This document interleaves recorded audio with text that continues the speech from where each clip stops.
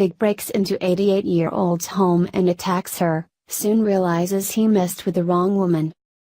People who break into others' houses are the lowest of the low in my book. But to attack an elderly person in an attempt to rob them is so appalling I'm lost for words. A burglar in Pennsylvania thought he'd found an easy target when he broke into an elderly woman's apartment. But what he didn't know was that he'd messed with the wrong woman, because 88-year-old Helen Reynolds wasn't about to let herself become a victim. One afternoon in February, Helen heard someone knock on the door of her home in Parkersburg, Pennsylvania. Helen opened the door to find a young man standing there. He looked like a real estate manager. The man forced his way into Helen's house, which would be the beginning of a 3-hour attack. The intruder immediately began to search the house and found a few $10 bills, which he stuffed in his pocket.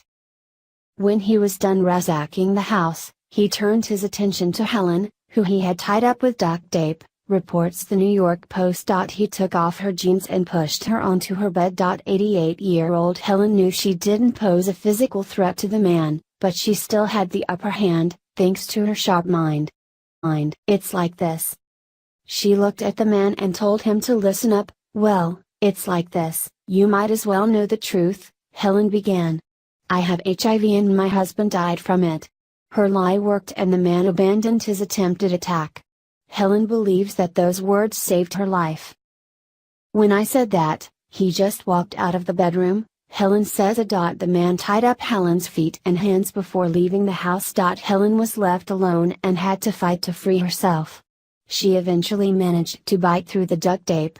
When she got free, she called to a neighbor for help and alerted the police. The police have still not been able to find the suspect. Helen now hopes that other women her age will be inspired